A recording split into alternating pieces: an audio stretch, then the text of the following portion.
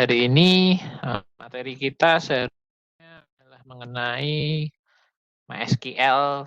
Di situ ada beberapa kasus ya yang bisa kita masukkan. Yang pertama replication, ya kemudian nanti ada clustering, kemudian ada bagaimana cara melakukan scaling dan juga tuning dari performance-nya. Masih banyak yang belum kita coba ya sebetulnya, dan environment database kita memang kita perlu persiapkan sedemikian rupa sehingga nanti skenario yang kita miliki itu memang bisa berjalan dengan baik. Tapi di sini memang kendalanya adalah kita tidak mempunyai mesin yang banyak, kita hanya punya laptop aja, jadi untuk mencobanya ini dalam satu lingkungan yang sangat terbatas. Jadi kalau Anda punya nanti misalnya cloud system seperti AWS ya atau Google Cloud, ya di situ sebetulnya bisa Anda coba dengan lebih leluasa. Dan juga nantinya kita bisa pakai sistem natif cloud yang di sini bisa kita pakai ya sebagai satu tren yang baru yang menggantikan era cloud yang lama. Di sini ada satu konsep yaitu native cloud. Silahkan kalau yang belum pernah atau belum pernah sudah pernah mencoba AWS atau sistem cloud yang lain?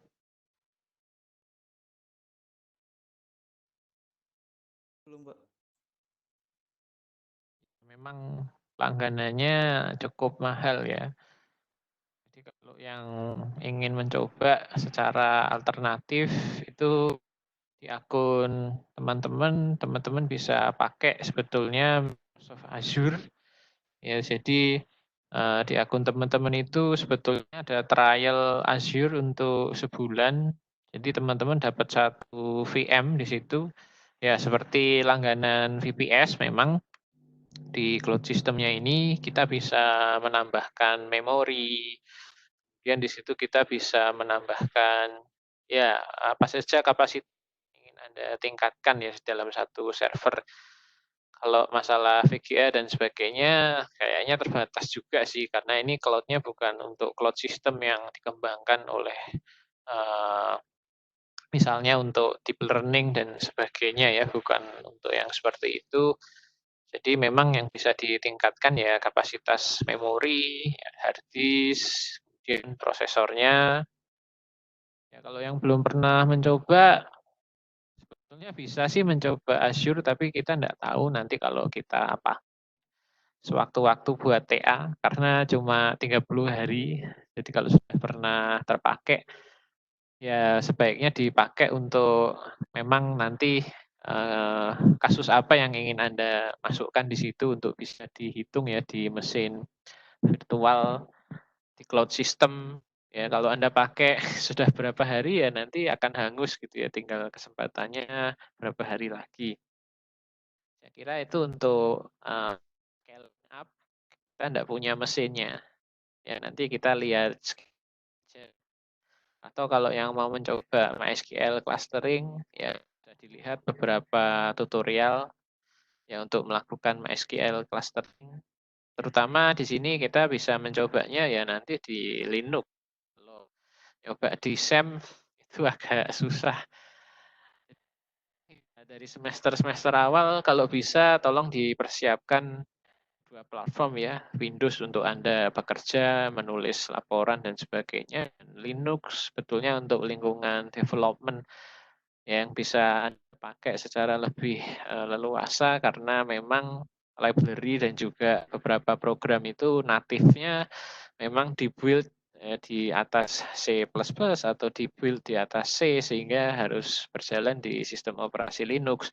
Karena kalau di Windows ya C-nya itu bukan C bawaan ya. Jadi di situ kita harus menginstal berbagai macam library seperti yang sering Anda install, VC, Redis dan sebagainya untuk redistributable Visual Studio Pack ya di situ ada C++ dan sebagainya. Oke, kita mungkin lanjutkan sedikit kuliah yang selesai di minggu kemarin.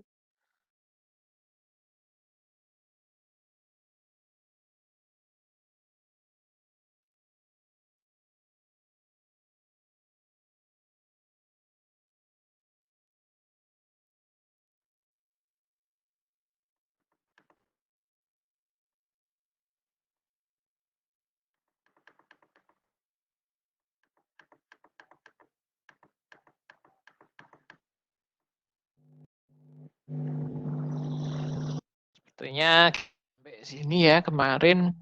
Jadi di situ ada beberapa istilah, baik itu temporary table dan juga file short, nanti kita lihat bentuknya. Kemudian kemarin Anda sudah mencoba ya, bagaimana cara melakukan group by, ya untuk kasus seperti apa group by itu dipakai. Kemudian di sini ya ada satu contoh, misalnya satu query yang ingin kita lakukan, berapa city sih yang ada di dalam setiap country. Maaf Jadi Pak, di ini sini ya, maaf Pak. Share screen, Iya, Pak. iya share screen-nya belum ada Pak. PPT-nya nggak kelihatan.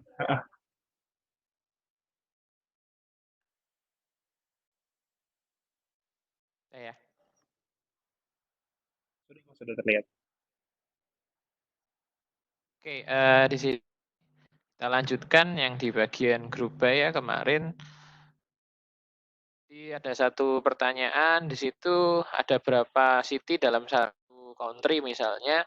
Di situ kita bisa explain ya dengan select berikut. Kemudian karena ada beberapa city yang ingin kita hitung, ya kita bisa pakai count, count bintang untuk contoh yang di situ. Ya from city, kemudian kita group by country code. Artinya di situ setelah grup by country code ya. Jadi kita bisa kelompokkan beberapa negara ya di situ karena dalam satu negara itu ada beberapa kota-kota yang bisa kita explore.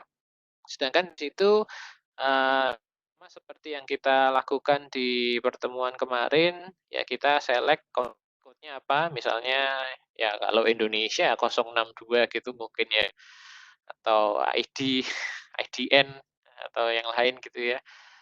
Kemudian di situ untuk counting-nya, ya ini yang kita lakukan ya. Kita ingin menghitung dalam satu negara, misalnya di Indonesia itu ada berapa kota sih ya.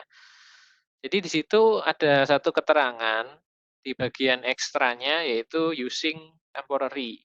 Kemudian ada juga using short.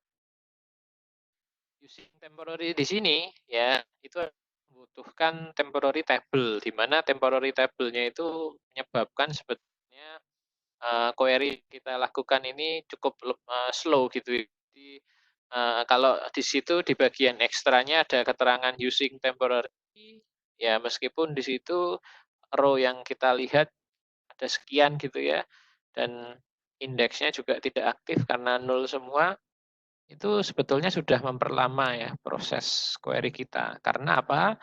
Karena dengan melakukan group by itu sebetulnya kita membuat satu sistem, kalau kemarin Anda lihat di binary tree yang berbeda. Supaya di sini kita muncul satu view yang baru. Jadi ini seperti satu tabel bayangan, sebelum tabel itu dipisah-pisah, karena ini dipisahkan berdasarkan country code gitu ya. Jadi dia punya tabel bayangan yang isinya tadi.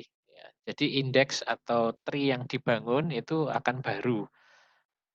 Sistem, maksudnya di sistem pembangunan B-tree-nya itu terjadi lagi di temporary table.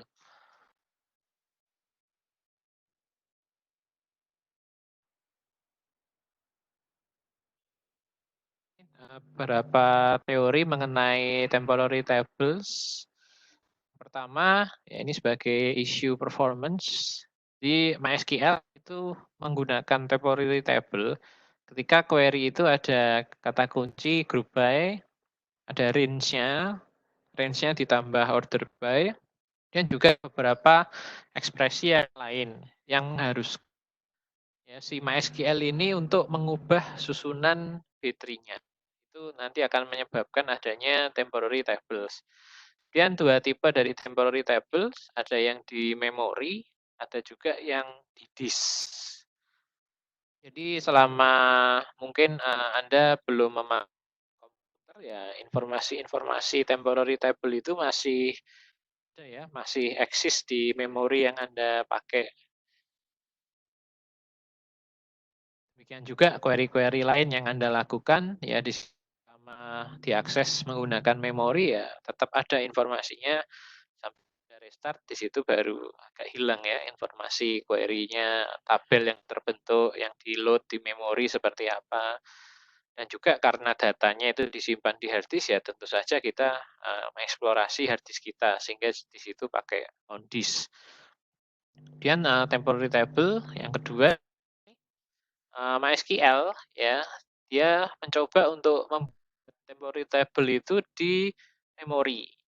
Sehingga kalau Anda cari di konfigurasi MySQL.ini, itu ada beberapa configuration variabelnya, seperti temporary table size. Ini merupakan size maksimal ya dari memori yang kita gunakan di temporary table. Ya bisa dibayangkan kalau kita itu besar, terus kategorinya banyak, itu tentu saja akan memakan banyak memori ya. Kalau tadi Anda group by, yang Anda group by itu kalau Anda select distinct aja misalnya ada 100, ya itu dia harus membuat kira-kira dengan bentuk temporary 100, kira-kira 100 tampilan yang tadi mengelompokkan ya, yang sudah dijadikan satu, terus kemudian nanti supaya bisa dihitung lah, tujuannya di situ supaya bisa dihitung tadi total city-nya itu berapa misalnya. Kemudian selain temporary table size yang di MySQL ini itu ada juga max heap table size.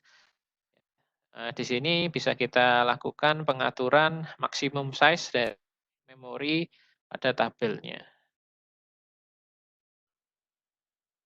Kemudian di situ ya MySQL temporary table itu ketika dia lebih besar dari temporary table size atau itu lebih besar dari max heap table size, ya di situ dia secara tidak langsung melakukan konversi ke tipe database atau tipe kemarin saya sebutkan ada dua ya, MyISAM sama InnoDB, itu untuk proses cara melakukan relasi dan partisinya seperti apa, ya antara MyISAM dan InnoDB.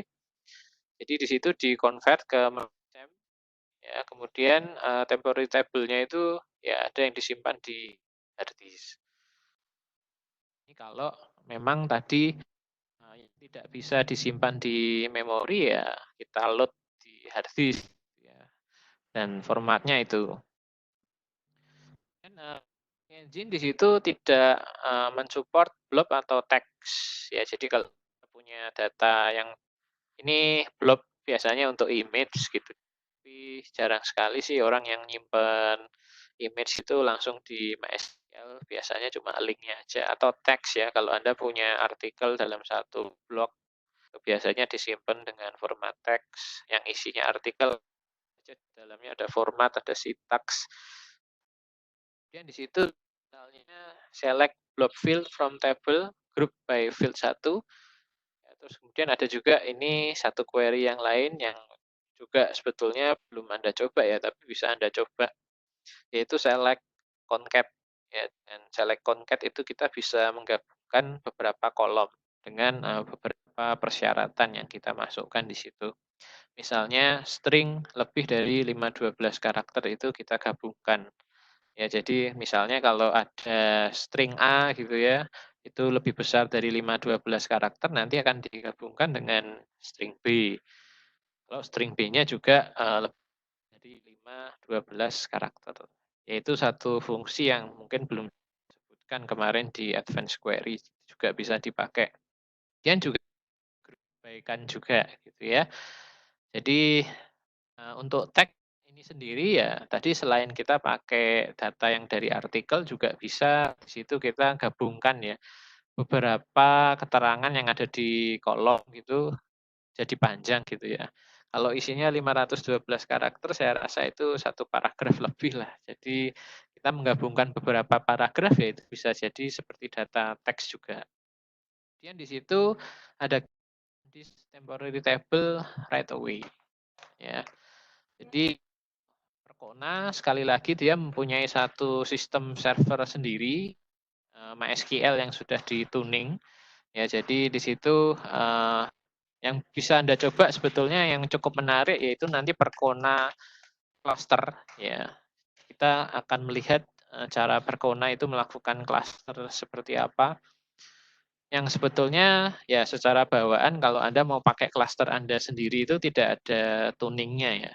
Tapi kalau yang di Percona di sini dia memperhatikan dari struktur case, memori, yaitu dia baca semua sehingga dia tuning, dan juga ada beberapa keterangan di situ.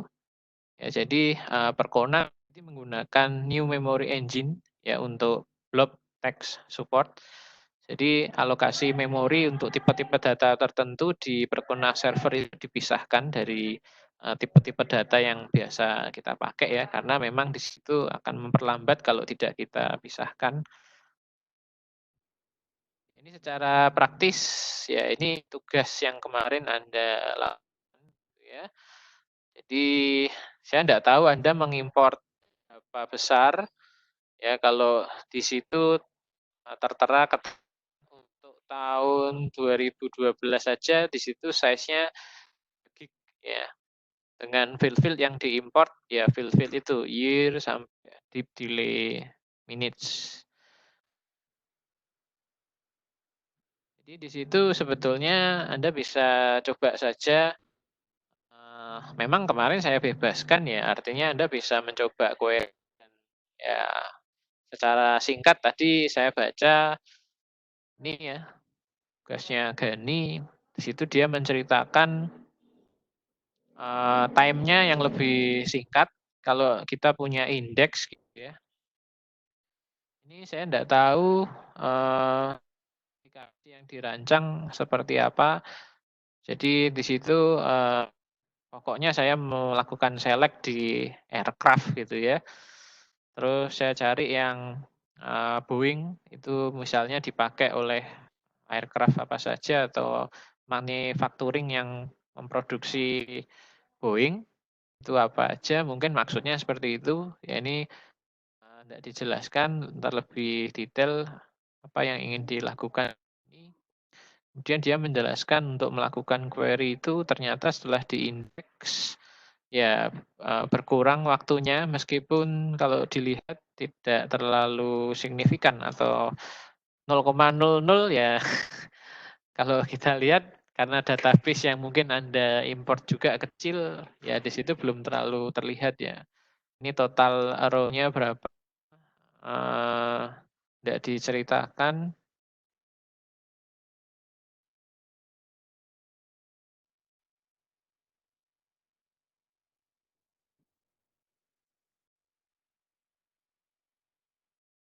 Kemudian sebetulnya query yang ada di sini ini juga saya pakai ya sebagai contoh di tugas gitu.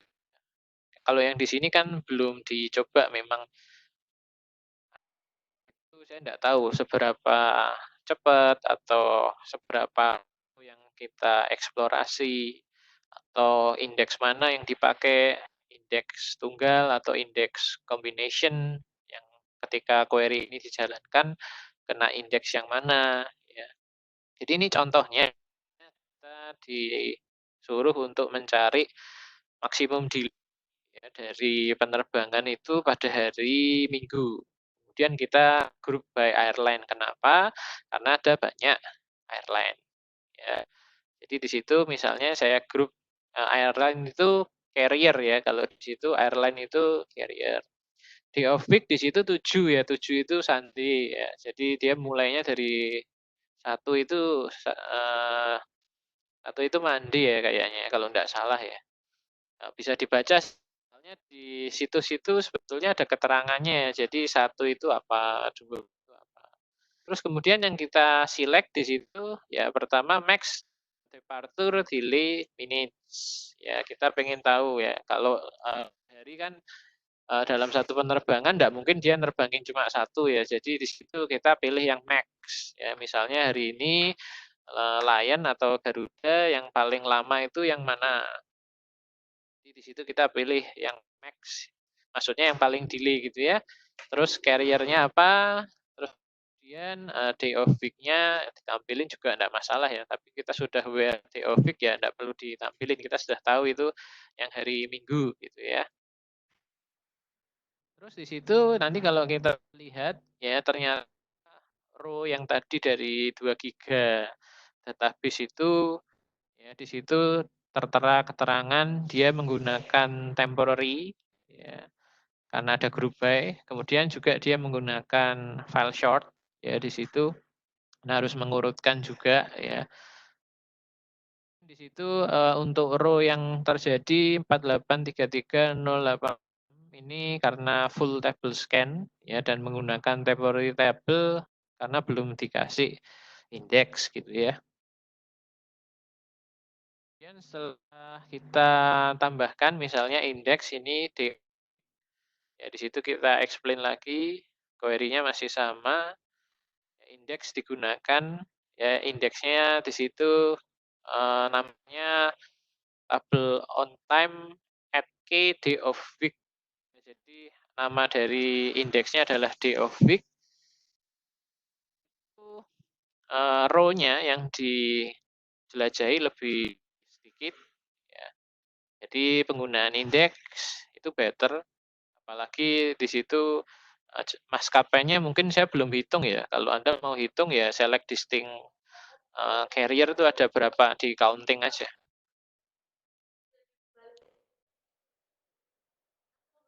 Di situ meskipun indeks digunakan, tapi temporary table masih besar ya. Terus di situ kita tambahkan indeks covered ya di situ ada DOV carrier deep delay minutes. Nah di sini karena no temporary table di ekstranya di MySQL di situ hanya menggunakan perpaduan ya dari indeks yang tadi sudah kita buat.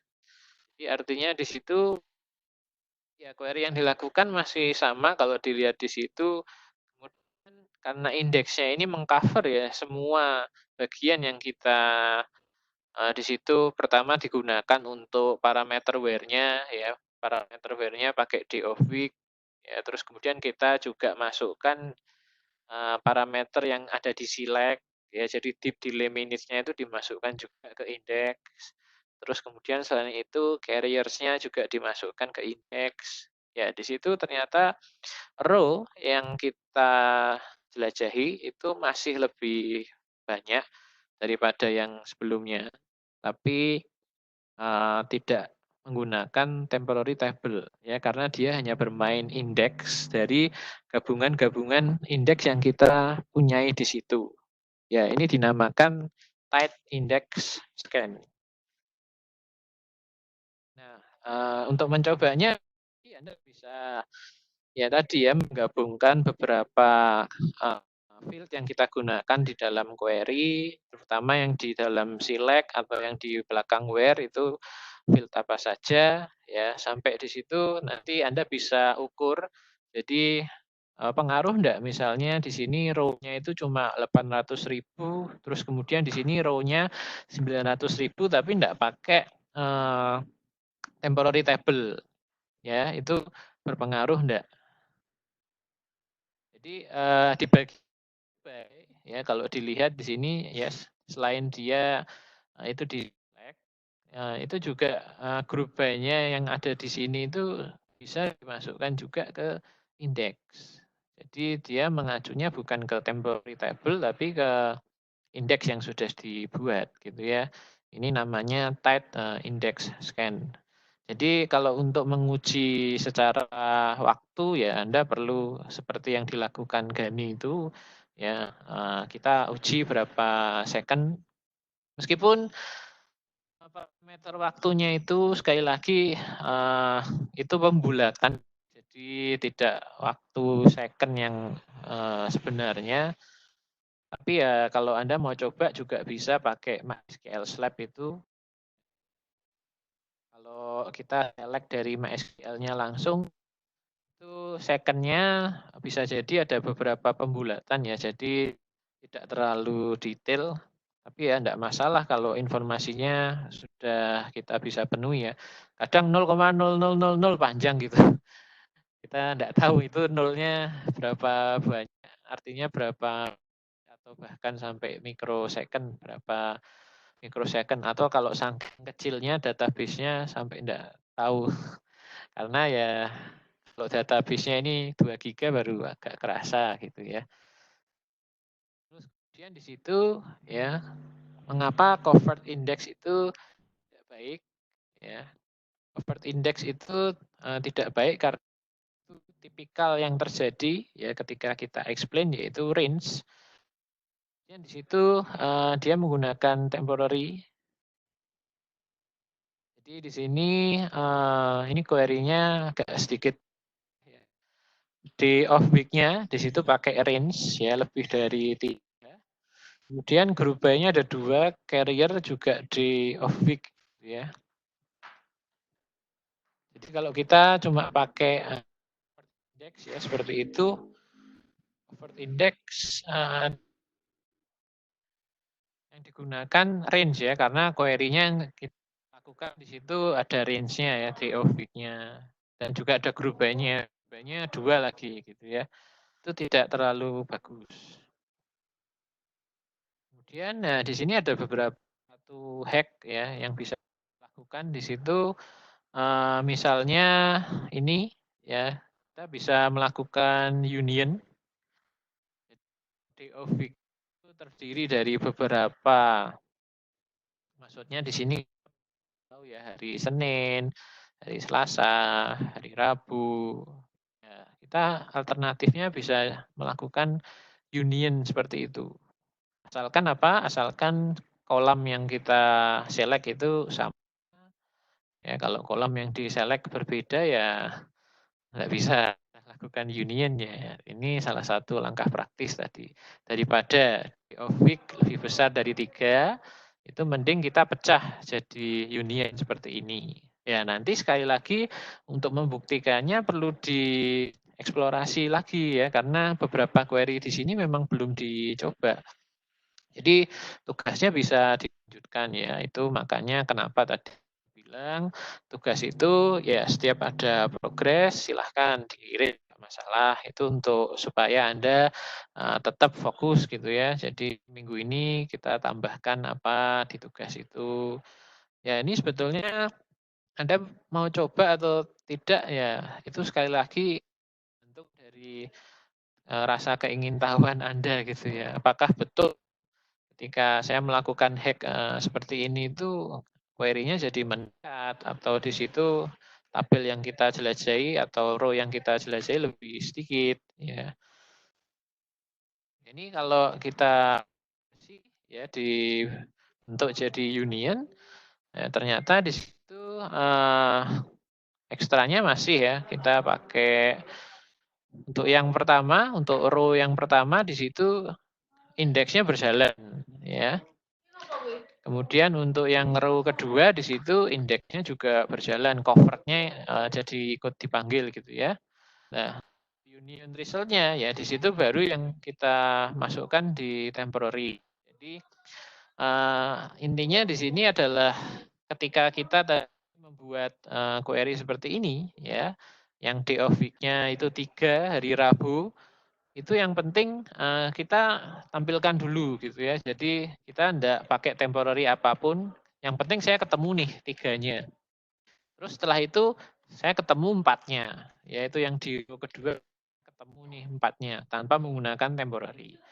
Baru yang di bagian itu yang hasilnya sudah jadi ya 2 tabel ini itu pakai temporary karena temporary-nya di sini prosesnya cuma sederhana ya, hanya menggabungkan hasil dari yang day of 3 sama yang day of week-nya 4 ya. Kemudian di situ untuk loose index scan ya ini tadi lawan index scans. Loose index scan di situ adalah kita pilih ya, kita hanya mempertimbangkan di situ fraction dari case yang ada di dalam indeksnya. Jadi ada beberapa rules yang harus kita ikuti, yaitu query yang kita lakukan memang hanya di single table, kemudian di situ group by-nya yaitu hanya di kolom yang paling kiri ya dari indeks gabungan yang kita buat, dan juga tidak ada kolom yang lain ya, pilih dalam parameter where-nya. Kemudian di situ aggregate function ya, misalnya kita punya fungsi-fungsi matematis ya seperti counting, seperti min, max ya. Yang digunakan ya di dalam list itu hanya min dan max saja. untuk kolom yang sama. Jadi ini misalnya kita buat loose index scan, ya, kemudian di situ kita explain dengan bentuk query seperti ini. Sekali lagi dia pakai range juga, D of week lebih besar 5, terus kemudian group by carrier ini masih sama, kemudian yang di-select juga masih sama. Index scan di sini very fast ya untuk yang ya, jadi tipenya masih range ya kalau dilihat di situ, tapi row-nya bisa diperhatikan jauh lebih singkat ya yang dieksplorasi. Ya, jadi ini ada satu keterangan lagi di ekstra yaitu using index for group by. Jadi cara buat indeksnya itu diperhatikan dengan yang sebelumnya perbedaannya. Ya, jadi kalau yang sebelumnya itu day of week dulu ya kalau tidak salah. Terus baru carrier. Kalau yang di sini dibalik, yang di group by dulu ya. Di group by dulu yang dimasukkan sebagai leftmost key-nya. Jadi yang di group by carrier ya di situ dimasukkan carrier dulu, terus kemudian day of week juga karena day of week-nya ini juga di group by ya. Terus kemudian baru yang di select ya, yang di select di delay minute. Nah, itu ternyata indeks di group by-nya bisa terpakai sangat cepat. Nah, sangat cepatnya seberapa? Ya, Anda bisa uji dengan database yang lebih besar ya. Kalau cuma kecil row-nya ya enggak kerasa. Di sini ya untuk tight index tadi ya, full index scan atau range index scan ya. Kemudian juga di situ dia bekerja ketika loose index itu tidak bisa digunakan ya. Terus kemudian di situ mengizinkan scan index dan di sini dia menghindari untuk bisa kita create temporary table-nya. Dan di situ dia harus find all case ya untuk masing-masing. Dan juga di sini sama dengan covered index ya kalau kita melakukan tight index scan. Jadi dengan adanya group by di query Anda itu nanti akan semakin menjadi untuk membuat indeks yang semakin cepat itu seperti apa. Artinya Anda harus perhatikan jenis query yang Anda lakukan di aplikasi itu bentuknya seperti apa agar Anda lebih tepat ya. Query yang dipakai itu sering kita melakukan group by atau lebih sering tadi ada union yang kita lakukan ya atau kita jarang di situ melakukan query-query group. Itu menjadi pertimbangan untuk memilih tight index atau loose index. Dan ketika Anda uji ya untuk semua query yang sebetulnya digunakan di aplikasi itu jangan sampai ya ada satu query yang di situ terlalu cepat, tapi ada di satu sisi query yang row-nya banyak, pakai temporary. Jadi untuk win-win solution-nya Anda bisa melist setiap query yang Anda pakai di aplikasi itu seperti apa saja. Yaitu Anda kumpulkan, Anda cari pembuatan indeks alternatif yang bisa di setiap query itu ya bukannya pakai temporary semua, tapi itu bisa rata-rata ya baiklah hasilnya gitu ya. Jadi daripada Anda buat indeks yang di satu query cepat, di query lain lama, Anda harus pilih ya tadi, Anda harus coba di semua query itu jadi seperti apa. Ini kalau mau benar-benar tuning ya, tapi kalau Anda tidak mau tuning ya artinya gampang aja, kita buat indeks saja yang di situ kira-kira tepat gitu ya. Meskipun ya di query-query tertentu nanti ada yang bikin lama. Jadi selain di list tadi jenis query-nya juga query mana yang sering dipakai kan. Bisa jadi query yang sering dipakai itu yang masih lama. Ya mending kita juga bisa menentukan ya di situ query yang sering dipakai itu yang kita tuning dulu indeksnya. Baru kita memperhatikan query-query yang lain yang tidak sering dipakai ya lebih lama sedikit tidak masalah lah.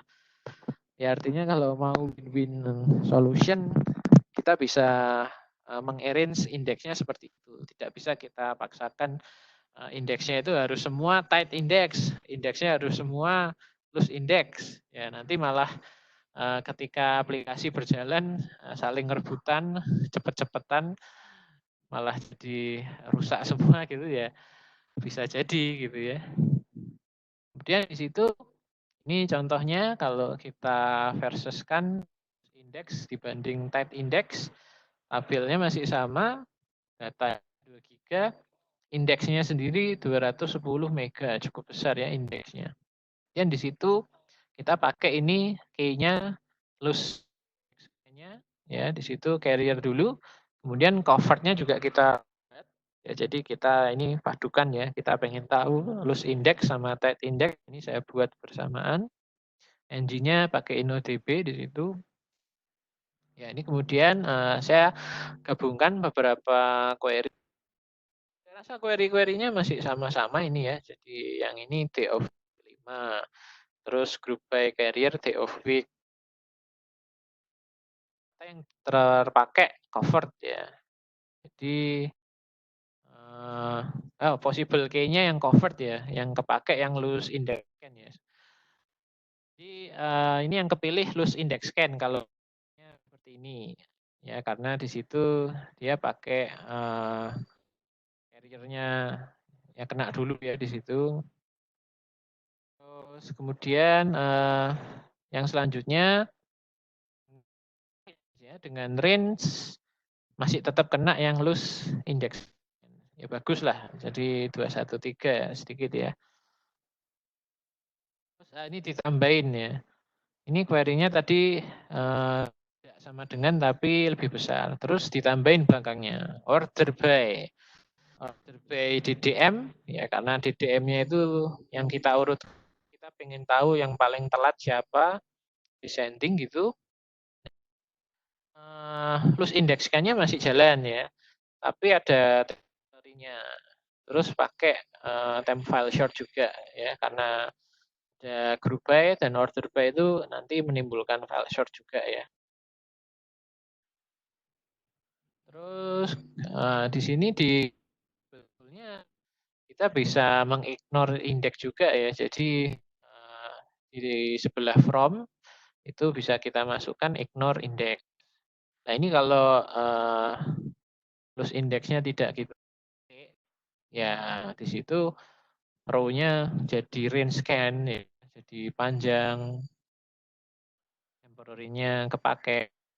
Second-nya baru kelihatan beda banget ya, kalau tadi 0,0 meskipun 0,00 berapa ya saya tidak ketahuan, itu yang saya maksud tadi ya.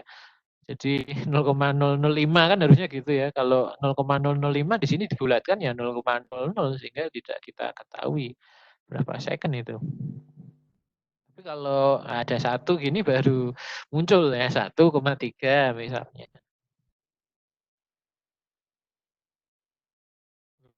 Kalau tidak pakai index scan di situ masih sama. Ini tidak ada temporary-nya tapi harus 2 mega.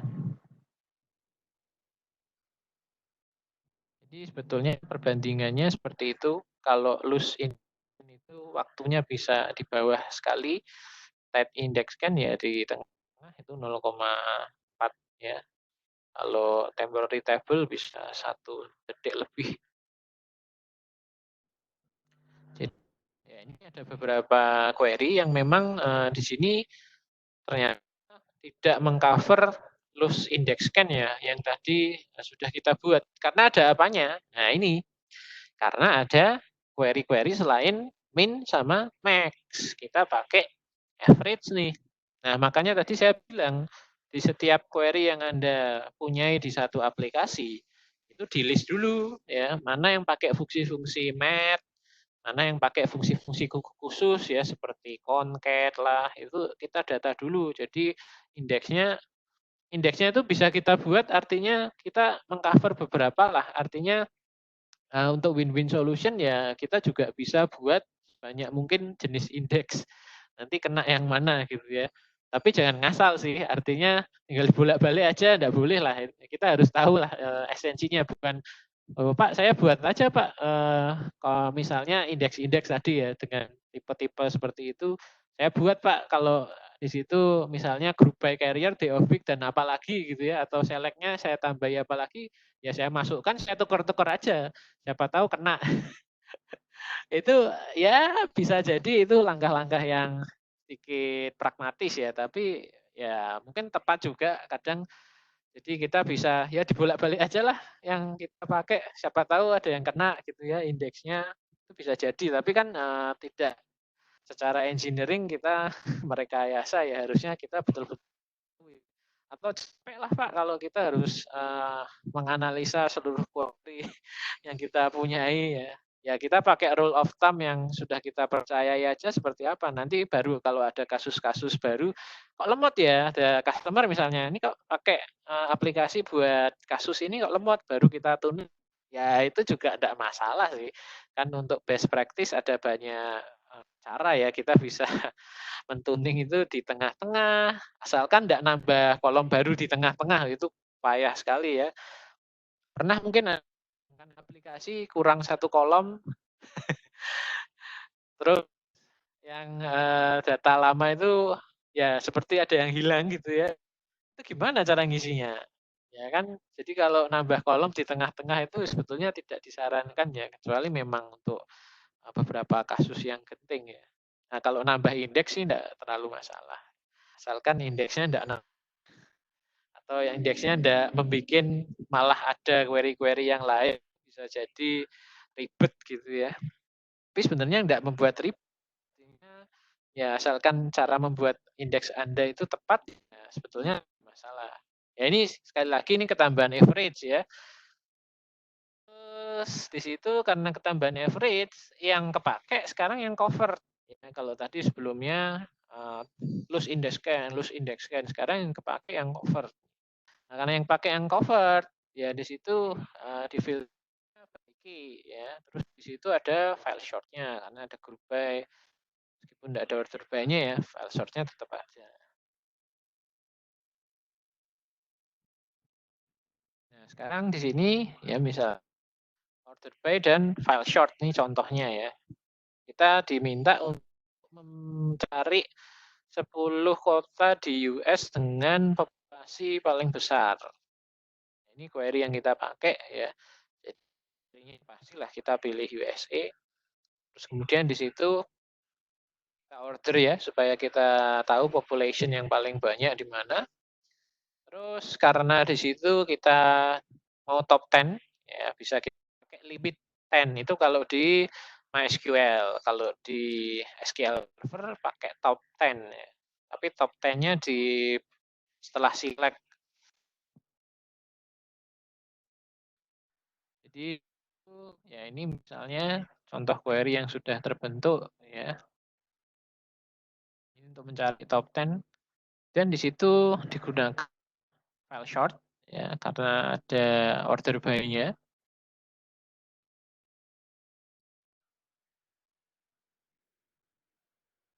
Kemudian di situ kalau kita tambahkan ini key yang baru ya short 2, kita masukkan country code dan juga population ya karena country code itu kita masukkan di where-nya dan population itu kita masukkan di order by-nya.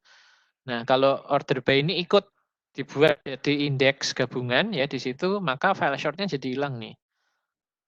Kalau file short-nya hilang, di situ row-nya lebih singkat. Terus ada sorting dan limit nih. Sorting dan limit kita tambah misalnya ada key deep delay minutes ini yang tunggal ya. Jadi tidak pakai gabungan. Terus di situ ada day of week itu pakai range ya. Day of week pakai in 6,7. Terus order by deep delay minutes. Jadi di situ limit 10 juga ya. Kalau yang tadi tidak pakai limit juga sama. Terus di sini kita scan untuk semua table dengan order dari indeks yang kita pakai ya. Jadi indeksnya kita coba ini yang indeks delay minute saja dan kita filter hasilnya ya.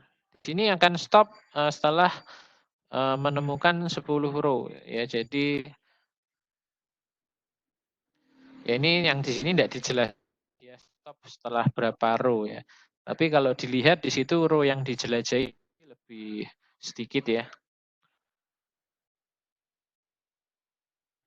Ini gambarannya kalau kita membuat shopping dan ya di situ misalnya kita punya indeks record dari 1 sampai sekian. Ya, indeks itu yang warnanya hijau itu ya paling atas. Terus ketika indeks point itu di beginning table, ya itu akan cepat dan 10 row berhenti. Ya, jadi ketika kita menemukan tree yang kemarin itu, kalau tree-nya di awal-awal ya cepat, tapi kalau tree-nya yang di ujung-ujung ya itu kan setelah menjelajahi beberapa tree baru saya bisa pindah ke tree yang paling pojok gitu ya. Jadi ini index point-nya di end of the table ya atau random ya query yang kita minta itu enggak tahu ya di situ slower ya. Jadi butuh banyak row yang di situ perlu di-scan dan juga ada yang di-skip juga ya. Nah, saya kira itu ya, social graph itu yang bisa Anda coba juga selain tadi kalau Anda ingin mencoba satu teknologi database yang lain, ini ada FlogDB, ini bisa Anda coba. Ini seolah-olah seperti database graph ya. Jadi untuk database dengan jenis graph itu tidak cocok kalau Anda pakai MySQL ya. Mungkin setelah mengolah graph itu baru Anda masukkan ke MySQL ini. Jadi ini contohnya untuk social graph.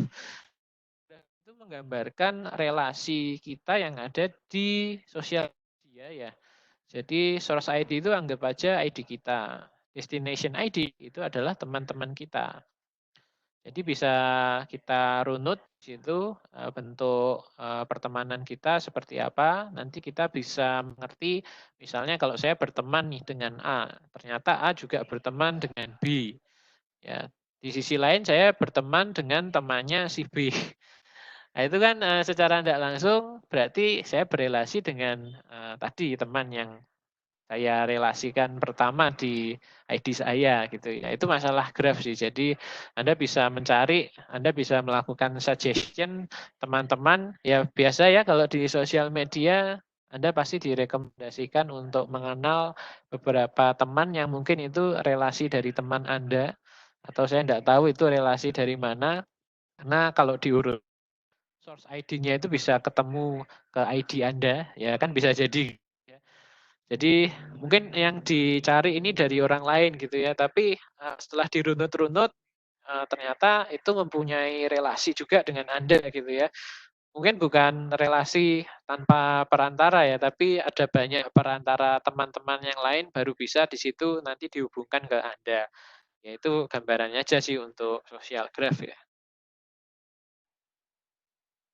Ya ini sekali lagi itu ada database dicoba itu pakai FlogDB kalau penasaran, tidak usah dibuat tugas. Jadi silahkan diamati di situ contoh-contohnya lebih banyak. Itu misalnya itu ada seleb dengan 1 miliar follower gitu ya misalnya.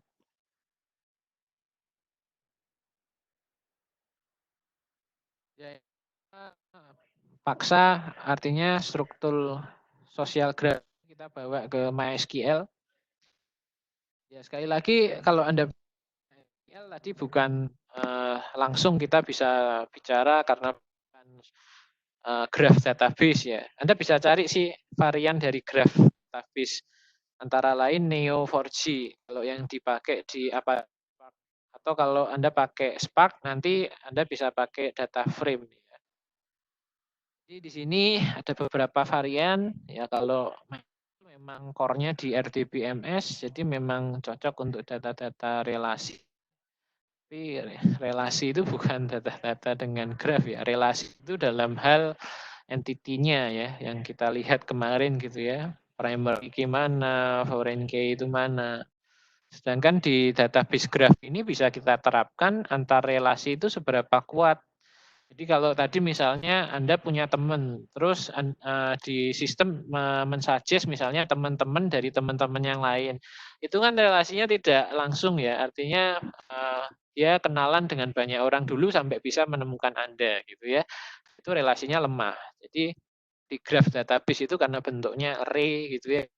Itu juga bisa Anda terapkan cost-nya di masing-masing relation itu seberapa jauh atau seberapa bobotnya seberapa besar. Itu kalau Anda pakai graph database.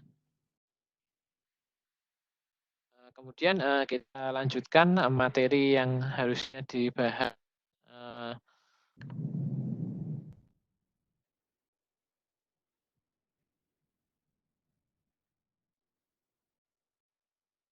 Ya, jika kita membuat tight dan loose, sistem akan otomatis indeks yang paling efektif, ya.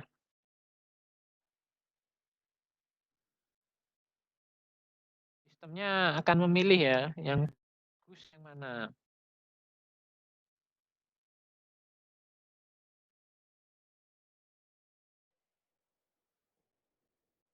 Mungkin yang ingin ditanyakan, iya bagus atau tidaknya kan tergantung yang membuat. Artinya sistem bisa milih yang paling bagus, tapi bisa jadi yang kita buat itu salah. Ya dia milih yang paling bagus dari yang salah. Ya jadi kurang tepat juga kan. Itu aja sih yang saya tekankan ya. Jadi artinya kita harus mengikuti rule of thumb yang general lah. Sudah kita pelajari sebelumnya gitu seperti apa. Ditanyakan lagi?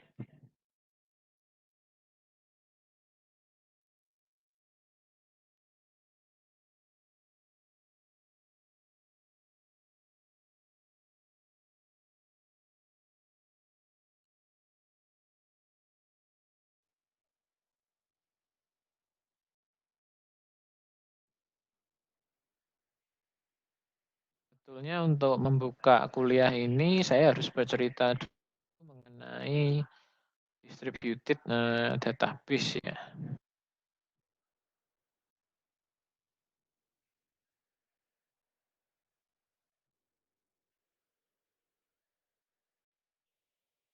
Karena sifatnya teori dan ada banyak sekali ya sebetulnya. Mau dijelaskan yang ini dulu atau langsung contoh-contohnya aja? Ya ini cukup banyak ya.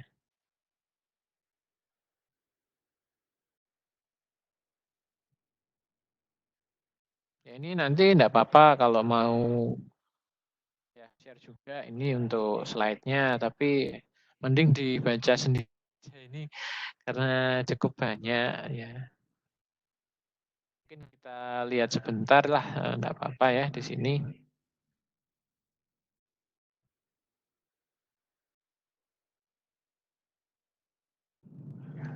Jadi yang dibahas di chapter ini adalah distributed database. Ya dalam satu kasus nanti Anda bisa bayangkan ya kalau database Anda itu di satu tabel itu akan bertambah besar. Anda punya seperti Tokopedia atau Bukalapak ya, Anda punya satu sistem marketing sendiri yang Anda bangun ya. Di situ pasti nanti database atau ada yang melihat database Tokopedia yang bocor. Belum, Pak. Belum ya. Mau lihat enggak?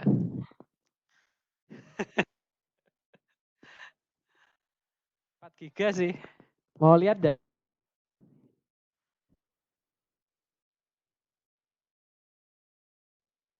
Tapi enggak ada ininya sih, satu tabel aja sih.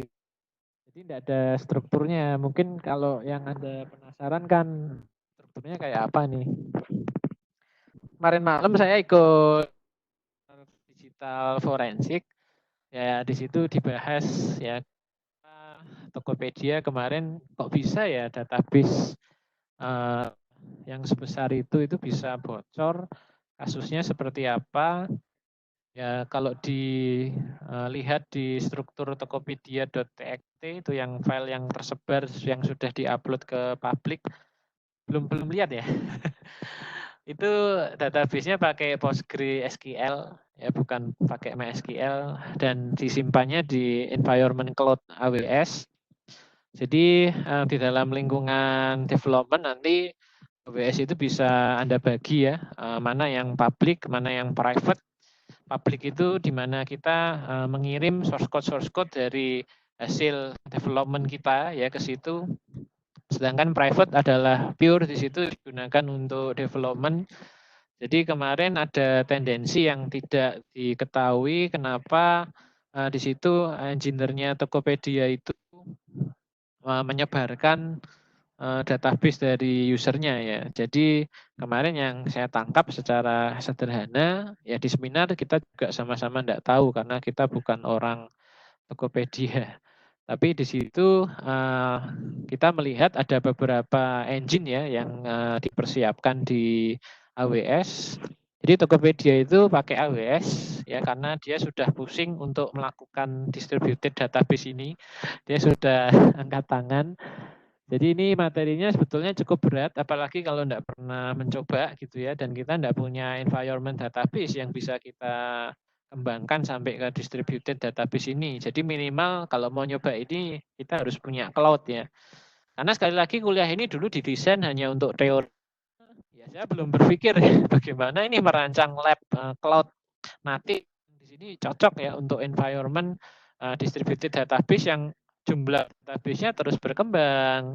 Ya, bagaimana kita bisa mengikuti query-query yang ada supaya nanti tidak menimbulkan ya tadi memory resource allocation error ya karena sudah terlalu besar ya data yang kita punyai. Ya ada banyak tantangan lah di sini, dan ini adalah lingkungan yang sedikit abu-abu kalau di kampus. Karena di kampus itu meskipun database-nya besar, dia tidak pernah melakukan query-query secara real time ya. Kalau Anda amati mengakses ya gitu ya, tidak mungkin alumni dari tahun 1980 sampai tahun 2005 itu ngakses bareng-bareng dalam waktu yang bersamaan. Sedangkan kalau di toko online kan Anda mengamati gitu ya, kalau kita misalnya sedang cari produk apa, ya itu mungkin dalam satu Indonesia itu yang mencari produk yang serupa dalam waktu yang bersamaan ya banyak sekali gitu ya.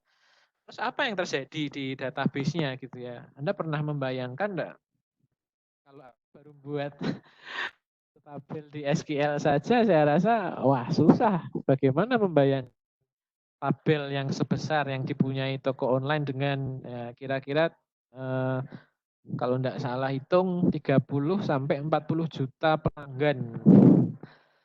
Itu pelanggan aktif ya, belum pelanggan yang cuma ya. Jadi 30 sampai 40 itu termasuk e-commerce yang aktif gitu ya. Jadi toko-toko yang aktif itu segitu. Pelanggannya berapa enggak bisa kita hitung lagi loh, banyak sekali gitu kan.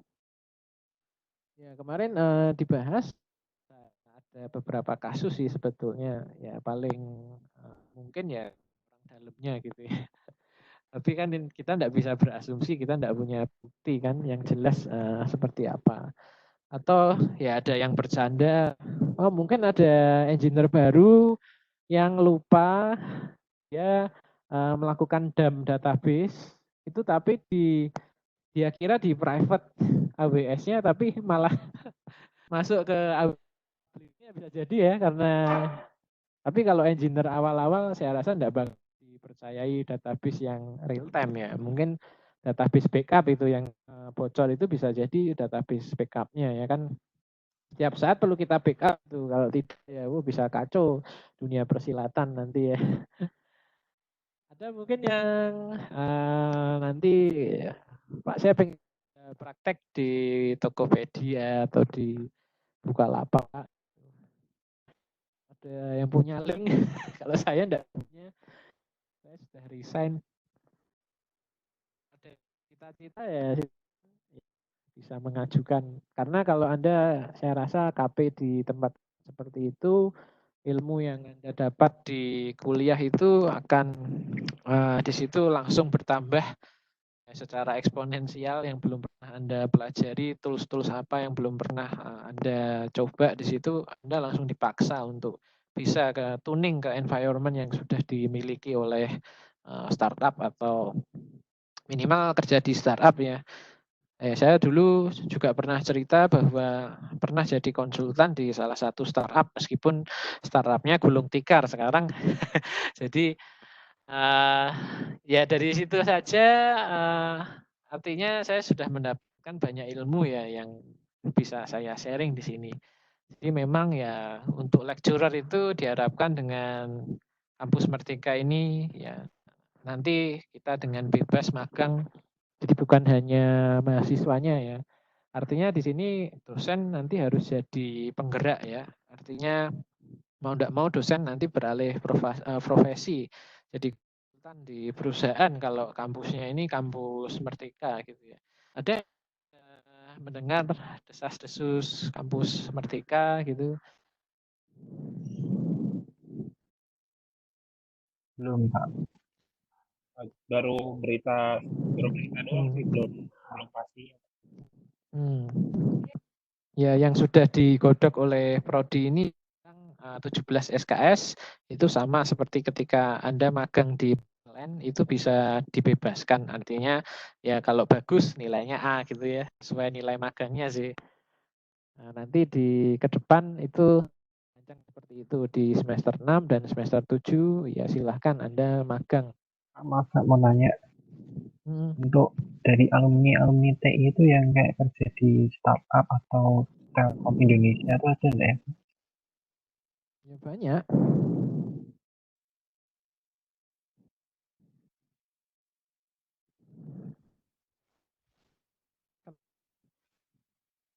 Ada Pak, buat link KP sih Pak sebenarnya. Oh, minta link KP ya nanti ya silahkan bisa join ke grup alumni kita lah. Kita punya grup WA sih, tapi saya baru sampai tahun kayaknya 2005 ke atas. Saya enggak punya datanya.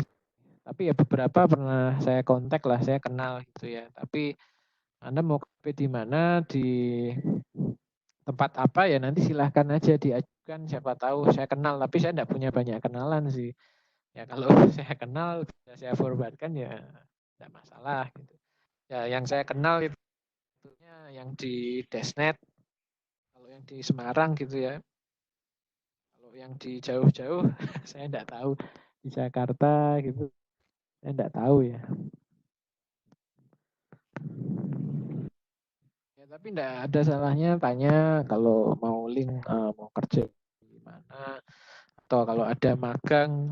Ya kemarin kakak kelas Anda itu ya mencoba, artinya ya untung-untungan tidak ada lowongan, dia nyoba magang di situ ya akhirnya juga. Kalau magang saya rasa persyaratannya tidak lebih ketat, asalkan Anda bisa mengerjakan ya semua tugas yang ada di situ ya sebetulnya bisa lah. Jadi itu yang sedang digodok di Merdeka dan bisa jadi nanti untuk sistem kuliahnya juga akan berubah ya. Kemarin saya juga dengerin YouTube-nya Mas Dedi bicara sama Mas Menteri gitu ya. Ya, di situ terlontar satu ide bahwa kuliah ya tinggal gini aja. Kuliah ini tinggal nanti direkam lewat YouTube. Dan nanti kalau face to face langsung diskusi aja itu lebih enak sih. Ya ini karena saya belum punya rekaman di YouTube secara lengkap, makanya di sini baru membangun dulu ini. Nanti lama-kelamaan mungkin kuliah seperti itu ya. Jadi konten-kontennya silahkan diakses di YouTube. Nanti kalau ada yang baru itu ditambahkan, itu akan lebih kaya ya daripada kita setiap kali mengulang tema-tema yang sama gitu ya. Kalau kuliah saya sih pasti tiap tahun ada yang saya perbarui entah di mana. Ya saya di sini cobalah, artinya ya kalau yang contoh-contoh kemarin itu di angkatan yang atas Anda juga dipakai ya, tapi saya cari celah lah di mana saya bisa nambah materi. Karena waktunya itu loh, waktunya susah ya, tapi kalau sudah direkam di YouTube ya artinya saya mau nambah konten di channel saya terserah saya gitu ya. Itu yang bisa Anda pelajari di luar kuliah itu akan sangat bermanfaat. Apalagi kalau setelah mengikuti seminar-seminar saya upload gitu ya. Ya, jadi seminggu ini saya ikut seminar khusus untuk digital forensik.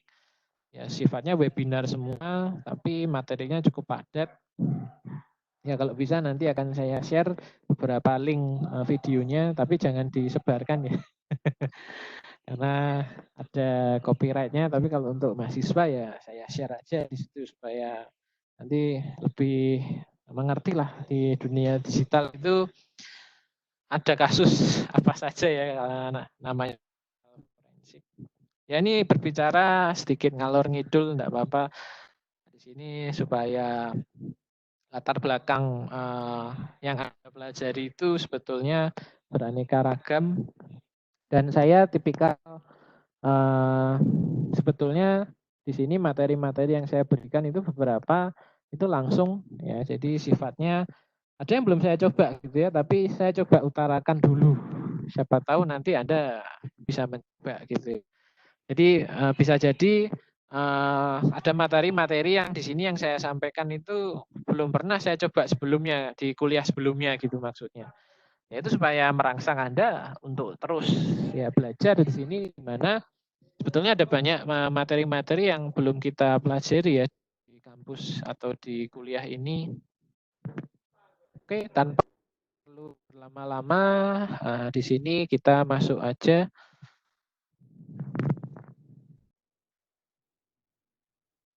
Ini objektif yang akan kita pelajari, definisi, kondisi bisnis, terus kemudian di situ karakteristik dari distributed database, advantage dari masing-masing topologi yang kita punyai, strategi, ya, option, kemudian juga synchronous dan asynchronous data replication, kemudian ada optimize query processing, kemudian ada juga salient features ya yang ada di beberapa distributed.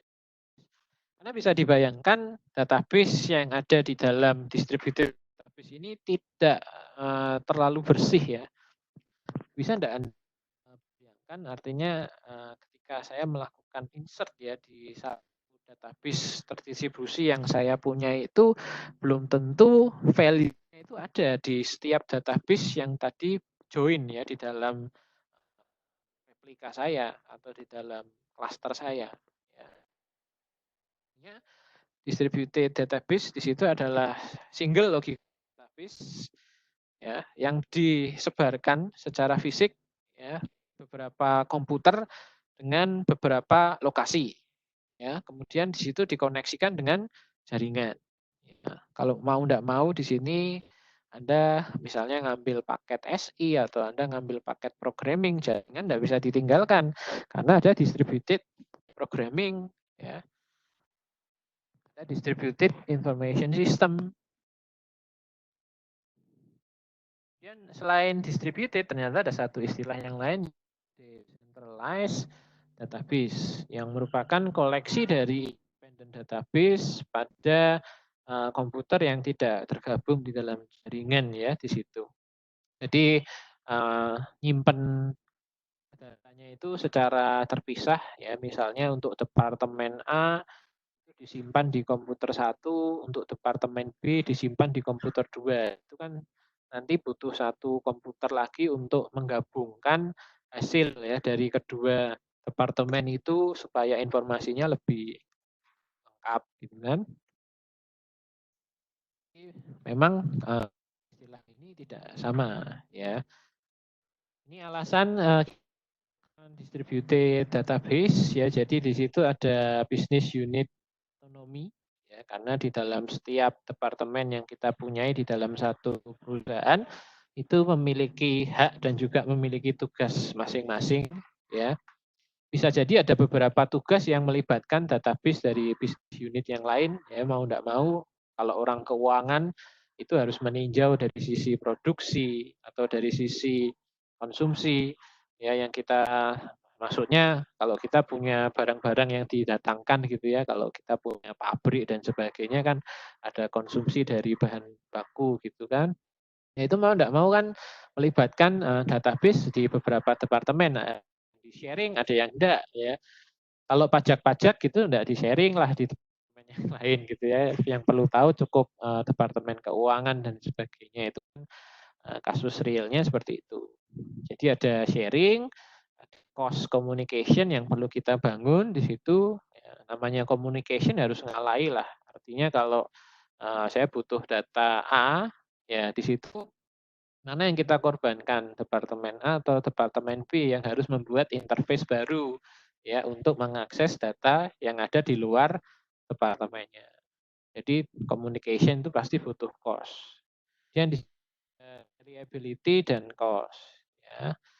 Ini sekali lagi di perusahaan, kalau nanti Anda bekerja di satu perusahaan ya, nasional atau multinasional itu lingkungan persaingannya cukup ketat. Jadi masing-masing departemen di situ bisa jadi mengembangkan aplikasi yang berbeda.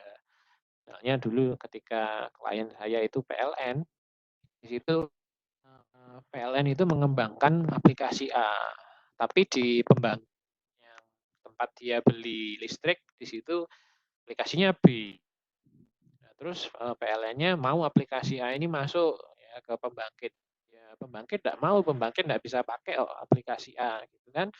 Itu ada cost yang harus kita perjuangkan dan harus ada yang mau mengalah, apalagi teknologinya ya. Ini sekali lagi tadi bukan segi politik saja, tapi teknologi yang ada ya. Aplikasi A itu bisa dieksplorasi untuk masuk ke database di aplikasi B enggak?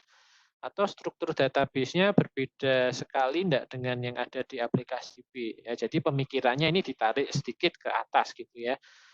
Kalau tadi kita hanya memperhatikan detail-detail aja di tabel kita, yang penting tabel kita aman, tabel kita kenceng. Sekarang kita harus memperhatikan tabel orang lain juga nih.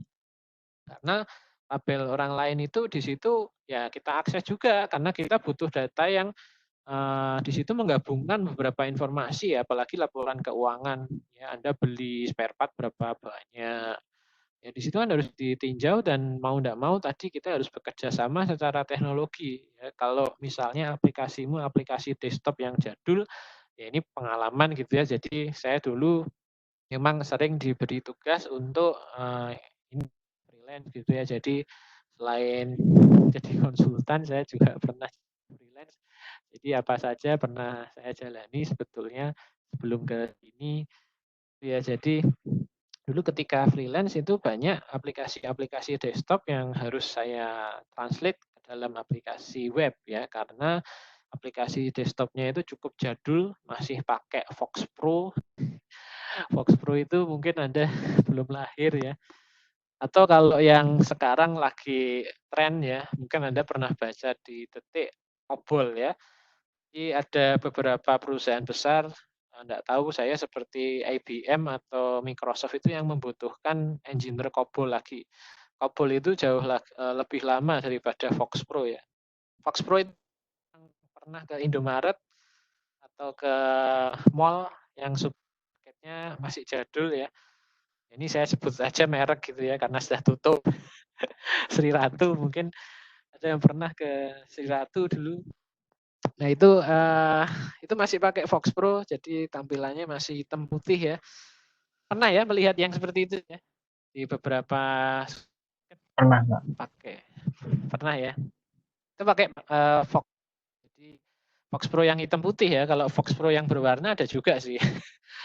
Fox Pro yang sudah lumayan modern itu tampilannya seperti VB lah. Tapi kalau Fox Pro yang lebih lama lagi itu yang hitam putih. Ya itu jangan salah, juga sebetulnya dia pakai satu sistem jaringan juga, itu ada database-nya juga loh. Jadi bukan aplikasi disimpan di hard disk itu bukan. Itu satu sistem yang sebetulnya sudah terkoneksi di jaringan dan nanti di pusat database-nya ya di situ disimpan ya data transaksi dari masing-masing kasir ya. Jadi itu sudah dalam skup kecil ya distributed sebetulnya. Bukan oh kan dulu kalau enggak tahu gimana ya cara nyimpen data transaksi kasirnya ya. Kok barangnya di kasir ini kok bisa berkurang? Ya misalnya kalau tapi stoknya enggak dicek. Itu kan yang penting ada barangnya masukkan, ada barang masukkan. Yes, di dalam itu ada sistem stok sederhana juga sih.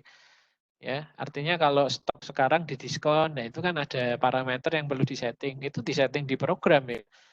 Ya, jangan salah kalau Anda melihat tampilan yang sederhana itu sebetulnya itu sudah ada sistem database-nya juga, ada jaringannya juga. Atau di beberapa aplikasi yang dipakai di dealer-dealer itu juga masih pakai Fox Pro ya. Desktop sekali lagi dianggap sebagai aplikasi yang secure, atau Anda ke rumah sakit sekarang yang pakai web based itu masih jarang sekali, ya, kecuali di rumah sakit yang sudah betul-betul modern. Ya, banyakan masih pakai desktop based untuk application-nya, karena dilihat di situ lebih aman. Kalau di web kesannya banyak injection yang bisa dilakukan gitu ya. Ya sebetulnya sama, di desktop pun ya kalau kita tahu tempat-tempatnya ya bisa kita akses ya. Tapi kan kalau desktop kita tidak punya aplikasi penyertanya kan tidak bisa. Kalau web kan tinggal punya browser aja kan gitu. Bedanya sebetulnya cuma di situ sih. Tapi ya jangan salah tadi aplikasi desktop yang dulu yang jadul itu sudah pakai MySQL juga ya, atau mungkin database yang zaman dulu bukan MySQL lah. Ada yang pernah tahu DBase? Jadi di beberapa kesempatan saya juga untuk di sini saya menyeleksi SBMPTN ya, yang Anda dulu ketika masuk sudah computerized atau masih pakai yang bulat-bulat di LJK? Belum computerized, Oh, sudah UTBK berarti ya? tapi yang ujian nasionalnya UTBK. Ujian nasional UTBK. Kalau ujian masuk perguruan tinggi? Belum, sepertinya masih tertulis. Ya. Ya, Itu saya dulu sempat mengisi aplikasi untuk membaca bulat-bulat tadi itu, ya itu kan aplikasi desktop. Itu saya konversi di dalam web. Ternyata cukup susah. Nah, di base di sini ya saya jelaskan sedikit. Ya ini apa ya? Bisa dibilang nostalgia. Jadi ada satu karakteristik yang tidak bisa kita lakukan di MySQL ini, terutama di dalam melakukan union. Di SQL karena dikenal relation, kita harus melakukan dan juga harus melakukan union ya di situ. Tapi kalau di DB itu Anda mau join seperti apa, itu Anda tinggal mendefinisikan. Ya, artinya Anda punya tabel A nih. Tabel A mau saya pakai berbarengan dengan tabel B. Tinggal panggil aja di tabel A itu, saya mau pinjam tabel B. Terus saya mau pinjam tabel B, ya sudah tabel A sama tabel B itu sudah gabung. Tanpa perlu dijoin. Jadi dulu saya cukup susah ini untuk mentranslate programnya. Karena sebagian besar itu programnya dijalankan by query pada by desktop application gitu ya. Saya tanya ke developernya, Pak, cara melakukan join, kan saya anak-anak now gitu, jadi pakainya join. Cara joinnya gimana ya Pak? Waduh, cara join di program tuh, cara joinnya ya dulu saya langsung misalnya masukkan nih tabel A ini saya pengen gabungkan sama tabel B, saya lupa sih query-nya apa, tapi dia pasti melakukan query gitu ya, dia melakukan query di bagian di base-nya. Di base itu kalau dulu dibangun dari IBM sih, yaitu database yang cukup terkenal juga sih di zaman dulu ya, supaya Anda ketahui ya. Sekarang mungkin terkenal lagi di era-era big data ini, ya karena ada beberapa fungsi yang nanti bisa kita pakai juga ya di base ini. Jadi di situ ya ya bingung karena sebagian program itu ada di developer. Query-query-nya tidak bisa saya tangkap nih. Di program saya tidak tahu soalnya. Oh itu dulu ini cara melakukannya. Itu baru saya tahu cara joinnya. Ya ini sharing aja lah pengalaman-pengalaman ya. Karena sebetulnya kalau saya mau dikatakan saya programmer tipe apa ya. Kan sekarang ada programmer back end, front end gitu ya. Saya itu programmer translator. Jadi spesialis mentranslate dari satu program ke program yang lain ya. Ya itu sebetulnya hanya istilah aja gitu ya. Memang di sini saya terchallenge gitu ya kalau ada satu sistem yang dulu sudah dibangun, saya bangun dengan sistem yang baru, terutama ya memang keahlian saya sebagian besar di web ya. Di samping Python, bahasa ibu Python, tapi di sini saya berkembang dengan mengembangkan aplikasi-aplikasi web. Ya. Kalau aplikasi Python dulu webnya hanya untuk karena Python engine untuk machine learning ya. Jadi saya kembangkan di situ hanya untuk interface tampilannya sederhana gitu ya, hanya seperti Google gitu ya. Jadi kita mau search apa nanti ketemu ya, karena pakainya machine learning kan. Kita tidak perlu yang kompleks-kompleks lah tampilannya. Tapi kalau web kan di situ ya perlu interaksi ya demikian rupa gitu ya. Oke, kita kembali lagi ke materi. Jadi di situ ada multiple application vendor ya, tadi sudah saya garis bawahi. Mungkin program A itu dikembangkan dari VB, program B itu dikembangkan dari C++. Bagaimana Anda bisa menggabungkan itu? Ini pengalaman juga yang saya alami dulu ketika saya bekerja praktek. Saya kerja praktek di Bontang, cukup jauh. Ya, saya juga tidak tahu bisa nyasar ke situ. Tapi saya jaringan ya. Jadi saya dulu membangun satu sistem VoIP application ya. Jadi server telepon over internet protokol gitu ya. Tapi di perusahaan itu saya menangkap ya banyak.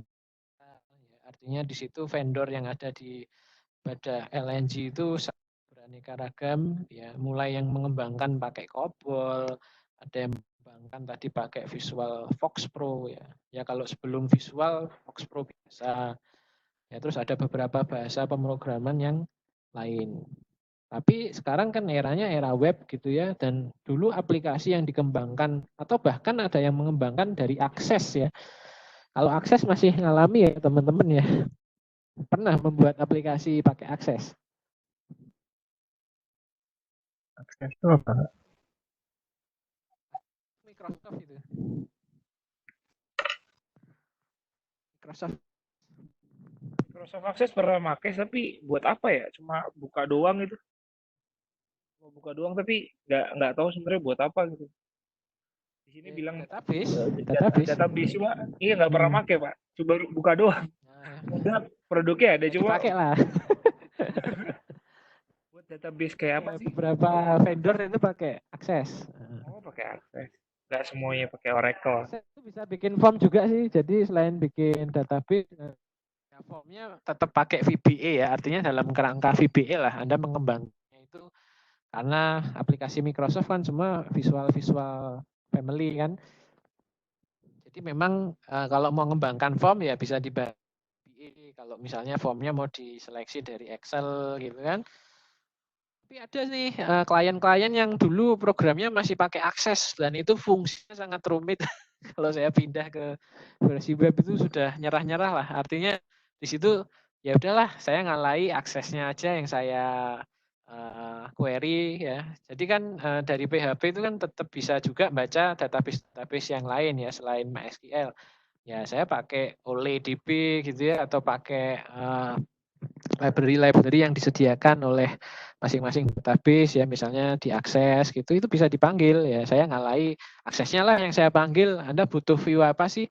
Karena memang kebutuhannya nanti kalau Anda sebetulnya mentranslate aplikasi lama ke aplikasi baru itu ya view-nya. Jadi selama database-nya itu bisa Anda tampilkan di view yang baru itu sudah cukup. Anda tidak perlu merancang semua fungsi yang ada di dalam aplikasi lama. Karena di aplikasi lama itu bisa jadi sudah ada satu algoritma yang cukup ya, sebetulnya tidak rumit ya, karena bukan algoritma machine learning dan sebagainya, tapi cukup taktis dan Anda punya pengalaman lapangan untuk bisa mentranslate semuanya itu. Misalnya nih, untuk aplikasi, Anda pernah melihat aplikasi penggajian karyawan atau ya berhubung itulah. Jadi kalau karyawan hari ini tidak masuk, gajinya dipotong. Karyawan lembur, gajinya ditambah. Itu kan bisnis proses lumayan rumit ya. Pernah tidak membayangkan itu kalau aplikasinya dulu diakses, terus saya harus tarik jadi web view gitu ya, istilahnya web view aja lah. Sama kalau di Android kan harus dalam bentuk web view. Yaitu fungsi-fungsi yang tadi untuk menghitung gaji, ada orang yang tidak masuk, ada orang yang harus kerja di lapangan. Nah, itu kan fungsi-fungsinya cukup rumit tuh. Jadi kalau dipindah lama, ya sudah saya buatkan view aja. Yang penting gaji bisa masuk, bisa ditransfer, ya selesai. Itu dululah beberapa aplikasi yang mungkin pernah saya kembangkan. Jadi vendornya belum tentu sama. Apalagi database-nya ya vendor aplikasinya aja enggak sama, apalagi database-nya gitu kan. Itu bagaimana cara mengatasinya. Sedangkan di dalam kerangka enterprise itu minimal kita menggabungkan dua aplikasi yang ada di klien. Jadi misalnya kalau di Bontang itu dulu ada ya lapangan terbang sendiri ya. Jadi dia bisa jadwalkan sama lapangan terbang di Kalimantan ya. Dia mau bawa penumpang misalnya konsultan dari luar ya harus disediakan untuk mendarat gitu ya.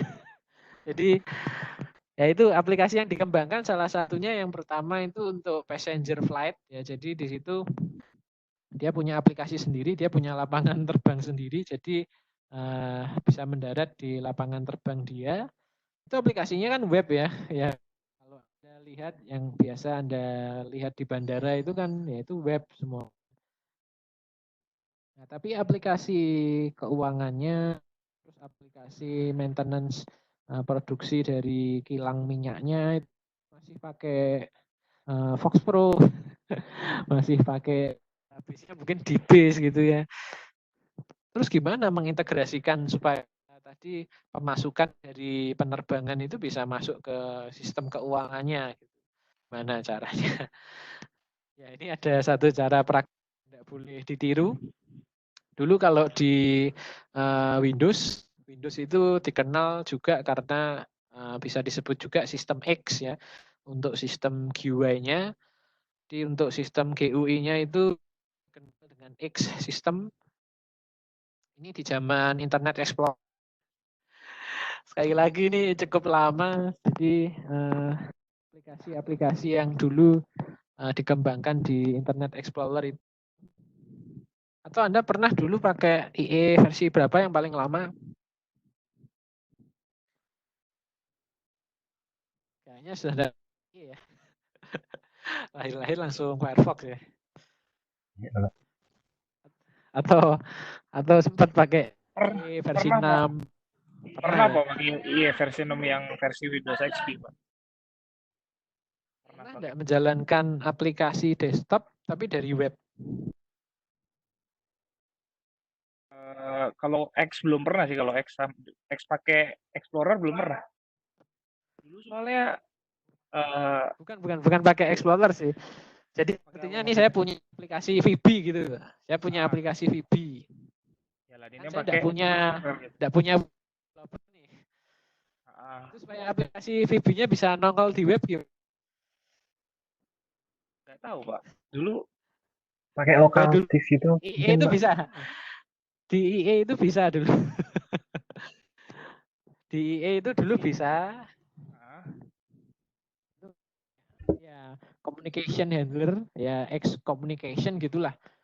Lupa lah nama tepatnya itu apa. Jadi aplikasinya itu kalau diberi communication handler itu nanti bisa dibuka langsung dari web pakai iframe ya kalau yang pernah mendesain HTML. Jadi iframe-nya itu mengarah ke exe. Jadi ada exe-nya di situ. jadi itu kayak bikin apa eksekutor gitu dong Pak, pakai pakai web based tapi. Ya, ya. Ya, Oh bisa tuh cara ternyata. yang tidak elegan dan rawan untuk dihack ya. Iya Karena rawan. ketika dipanggil exe-nya di sisi malware selesai ya. Karena exe kan bisa di remote tuh application-nya pakai malware kan. Ya Ah, benar. itu cara yang tidak elegan ya. Tapi dulu di ini perusahaan besar gitu ya. Jadi punya engineer web dulu belum zaman web lah itu masih lama banget.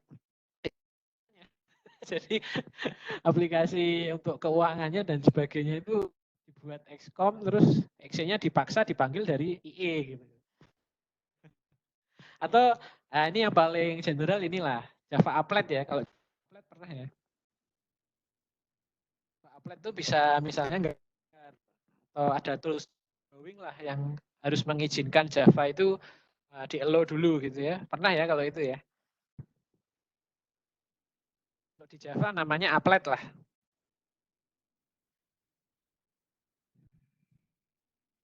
Nah, kira-kira itu. Jadi banyak yang bisa kita akali sebetulnya. Jadi di zaman-zaman dulu itu memang di Indonesia ini sudah terkenal mengakali aplikasi dan sebagainya. Jadi konsep distributed database-nya ini tidak dipakai. Ya tadi harusnya kita menyediakan satu interface sederhana supaya ya segi reportingnya itu tetap berjalan ya, karena dari enterprise kita butuh reporting ya, penjualan saya berapa tahun ini ya, pembelian saya berapa tahun ini, produk saya berapa tahun ini kan gitu. Terus selain itu penting juga kita harus melakukan database recovery. Ya, jadi database recovery itu perlu Anda jadwalkan setiap jam berapa ya, kalau nanti Anda bekerja di satu lingkungan enterprise, Anda harus buat tidak hanya database ya, tapi posisi ketika satu aplikasi, apalagi nanti kalau di enterprise punya VM dan sebagainya, tinggal di snapshot aja, itu penting ya. Jadi jangan sampai ketika nanti kita salah install aplikasi enterprise-nya jadi error semua, itu ya wah parah ya. Recovery harus dijadwalkan setiap jam berapa, dari mulai snapshot OS-nya, satu OS itu di backup sampai snapshot database-nya aja ya, karena tidak perlu kalau yang rusak cuma OS-nya ya database-nya yang kita recover kan gitu ya. Terus ada transaction analytic processing, ini OLAP ya, online analytic processing, yang nanti bisa kita jalankan kalau kita menggabung-gabungkan database ya. Tadi transaksinya bukan hanya di satu database, tapi misalnya di aplikasi A nih kita ngitung gaji ya, di aplikasi B kita ngitung bonus, di aplikasi kita ngitung pajak orang ini misalnya. Nah itu kan transaction dan processingnya juga harus jalan ya. Sehingga butuh distributed database ini. Oke, ini untuk pembagian distributed database-nya. Ini soal saya yang jarang saya ganti. Ini mau diganti atau tidak, nanti kita lihat-lihat dulu. Jadi di situ saya menceritakan salah satu background dari satu perusahaan, kasusnya seperti apa. Nanti Anda memilih pakai yang homogeneous atau pakai yang heterogeneous. Ya. Jadi ini environment dari distributed dua, yang homogen atau yang heterogen. Ya, kalau yang homogen di situ ada yang auto, ada yang non auto. Kalau yang heterogen di situ ada yang sistem, ada yang gateway. Kalau yang sistem di situ full DBMS, ada yang partial multi database. Yang partial multi database ada yang federate, ada yang unfederate. Dan yang federate ini ada yang loose integration dan juga ada yang tight integration. Ya, nanti kita lihat perbedaannya.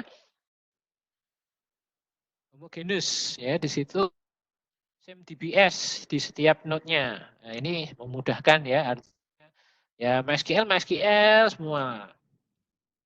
Kalau yang satu MySQL, satu Oracle, bingung ya. Meskipun query-query-nya hampir mirip, tapi kan tidak bisa nih kalau kita lakukan analytical processing kan ya harus fungsi-fungsinya semua didukung loh. Jadi bukan hanya query-nya, tapi fungsi-fungsi yang untuk analitik dan sebagainya tetap harus didukung. Dan bisa jadi antar database itu beda-beda kan. Untuk autonomous itu bebas. Jadi DBMS-nya itu independen. Non-autonomous itu sentral. Jadi ada coordinating DBMS-nya. Ya. Tapi ini bukan centralized. Jadi dibedakan dengan centralized. Jadi coordinating DBMS ini dia mengatur gitu ya, supaya di masing-masing DBMS tadi yang dipunyai di lingkungan homogenus yang sama semua, itu formatnya bisa sama semua ya. Kalau autonomous di situ ya gampang karena bentuk. Kalau di database juga kita kenal juga istilah skema. Kalau di MySQL enggak ada sih. Kalau di SQL Server atau Postgre itu ada skema-skemanya. Jadi skema itu mempelajari ya, database kita itu seberapa besar. Terus jumlahnya berapa besar, itu harus kita desain ya. Terus di situ ada skema-skema fungsi-fungsi ya, fungsi-fungsi yang ada di dalam triggernya apa saja, stored prosedurnya apa saja, ya fungsi-fungsi untuk memanage, ya misalnya sekarang ID di tabel A itu sudah sampai ID ke berapa, ya jadi ada sistem seperti itu di dalam skema yang jadi satu, ya dikenalnya skema. Jadi kalau DBMS-nya di situ dibebaskan, yang penting skemanya ya. Meskipun data itu sama-sama pakai MySQL kan, tapi bisa jadi tabelnya beda-beda gitu ya. Ya supaya tidak susah, skemanya harus dibuat sama. Nah, salah satu cara untuk membuat skemanya itu bisa sama ya di situ, kalau non autonomous di situ ada coordinating DBMS yang memastikan semua skema di setiap aplikasi yang kita pakai itu bisa sama. Ya, jadi artinya kalau di situ ada kelebihan satu field, ya nanti, atau ya ini detail banget lah ya, jadi artinya bisa jadi kelebihan satu field, bisa jadi format-format field, nama field-fieldnya tidak sama, ya kan tergantung ya contoh kasusnya seperti apa. Atau di situ ada field agregasi, ya bisa jadi misalnya saya hitung gaji nih di aplikasi A, munculnya jadi nama field gaji total di aplikasi A itu seperti ini. Terus nanti muncul juga pajaknya mungkin di aplikasi B. Nah, itu bagaimana kita menyediakan field tampungan ya, supaya nanti ketika kita merequest satu format gaji total yang sudah dikurangi pajak itu bisa tersedia. Itu butuh coordinating DBMS. Jadi ya sebagai perantara, ya nanti sebetulnya di database Anda juga ada yang namanya di situ middleware ya. Meskipun ini tidak secara langsung bisa kita sebut middleware, ya ada banyak istilah-istilah ya di situ yang perlu Anda ketahui. Jadi coordinating ini tadi ya memastikan ya, meskipun tadi skemanya berbeda-beda, tapi field dan format yang kita pakai di tujuan atau di tempat kita ingin melakukan query itu dipastikan bisa dipakai. Kelebihannya easy to manage ya, karena tidak perlu repot-repot kita memikirkan query apa ya, fungsi apa ya, kan sama semua database-nya. Tapi kalau dipaksa seperti itu, tadi saya cerita yang satu aplikasi desktop zaman dulu pakai DBase, mau diganti MySQL, susah. Harus ada satu yang ngalahi buat API lah, maksudnya ngalah API yang mana yang bisa saya aktifkan ya. Tapi kan API-nya akses masih database yang lama ya. Jadi kalau saya mengorbankan aplikasi yang lama tuh resikonya banyak. Artinya ya mau tidak mau kan kalau kita konversi ke aplikasi yang baru kan DBase-nya harus jadi MySQL. Nah, terus Fox Pro-nya yang dulu pakai DBase itu sudah punya koneksi MySQL belum? Wah, programnya dirubah semua kalau gitu. Tidak mau kan, susah kan. Ya itu sisi ya, dari sisi kesusahannya seperti itu. Bisa nggak sama semua? Karena tadi lingkungan perusahaan yang bersaing, aplikasi perusahaannya bisa beda-beda gitu kan. Kalau heterogenes, di situ memang beda-beda nih di setiap nodes ya. Terus kalau sistem, ya sistem di situ adalah full atau parsial. Kemudian gateway, ya di situ ada satu path yang dikreasikan ya, beberapa database ya di sini tanpa kita perlu itu mengambil satu bentuk logical database yang utuh ya. Ini kelebihan dan kelemahannya pasti sebaliknya ya. Lebih susah diatur karena beda-beda database yang kita punyai. Tapi kalau organisasi kita tidak bisa kita paksa seperti itu. Lingkungan perusahaan sedang berkembang atau tadi lingkungannya sangat artinya di situ sangat bersaing sekali ya. Ya di situ environment kita seperti apa.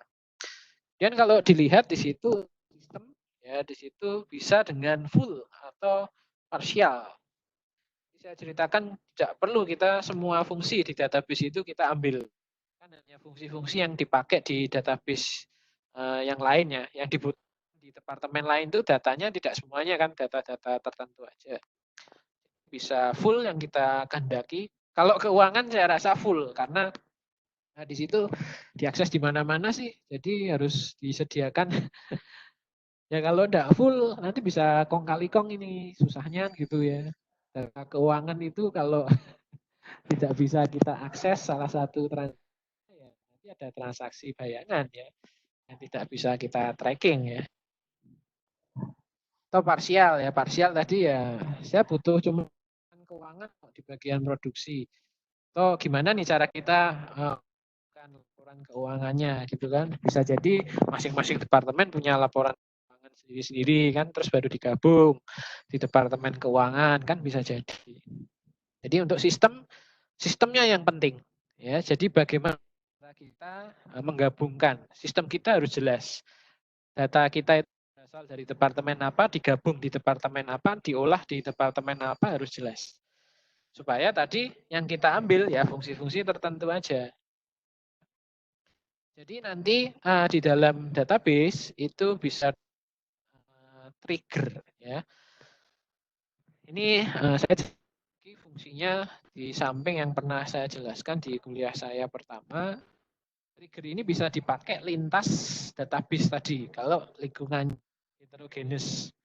Ya, jadi kalau lingkungannya heterogenes, trigger ini nanti jadi penggunaannya gini. Kalau ini heterogenes, misalnya nih aplikasi A itu nanti akan ngirim data ya dengan format yang lebih general lah. Ya, jadi aplikasi A itu harus menyediakan satu tempat di mana dia bisa menyediakan satu format data yang bisa diterima di aplikasi B. Misalnya ya paling sering kan JSON ya. Ya kalau yang format paling sering kan JSON. Jadi JSON yang bisa diterima di aplikasi B itu harus kita siapkan nih di aplikasi A. Jadi setiap aplikasi A itu insert ya, setiap aplikasi A itu insert database baru. Nah, create skema JSON-nya supaya nanti tampungannya itu bisa kita transfer ke aplikasi B. Nah, itu kan pakai trigger ya. Jadi di aplikasi A itu dikasih trigger supaya membuat fungsi skema yang nanti ditransfer. Di aplikasi B juga sama. Ya, jadi aplikasi B itu kita siapkan. Nanti kalau begitu JSON-nya itu sudah selesai ditransfer, ya ini biasanya pakai remote procedure call dan sebagainya gitu ya lewat program bisa kita sediakan seperti itu. Kita buat fungsi lah untuk mentransfer masing-masing JSON ini. Ya kalau yang agak modern bisa pakai WebSocket lah ya. Kalau yang tertarik nanti bisa cari itu ada WebSocket, kita bisa buka dua soket di antara aplikasi ini, transfer JSON ya. Kemudian di aplikasi B yaitu harus ada script yang monitoring JSON itu ada JSON yang baru masuk enggak. Ya. Kalau ada JSON baru masuk, ya dia langsung ya punya voucher satu direktori ya. Jadi tadi WebSocket-nya itu dia bisa memberi notifikasi ini ada JSON masuk nih. Nah, begitu JSON masuk dia langsung tadi membuatkan tempat temporary table nih. Jadi kan ini saya mau pakai nih data di aplikasi A bisa muncul di aplikasi B. Kan saya siapkan nih supaya data tampungan itu tadi bisa diterima nih di aplikasi B. Ya saya siapkan temporary table di situ. Ini bukan temporary table yang tadi ya. Ini temporary table memang betul-betul tabel bayangan yang sebelum masuk ke aplikasi A itu bisa diterima ya nanti sebelum masuk ke aplikasi B itu bisa diterima dengan baik oleh aplikasi B ya. Jadi setelah masuk ke aplikasi di temporary ya tadi sudah ditransfer terus sudah memberi notifikasi ada JSON baru. Nah, begitu ada JSON baru disimpan di temporary table. Begitu disimpan di temporary table kan dicek nih field ini sudah ada, field yang lain ini sudah ada belum, ya field B, field C yang saya butuhkan nih di aplikasi B itu sudah ada belum. Begitu sudah ada, dicek pakai fungsi. Sekali lagi ngeceknya pakai trigger. Ya, jadi di temporary table ini diberi trigger supaya nanti bisa masuk ke tabel utama yang nanti kita pakai transaksi di aplikasi B, ya kan?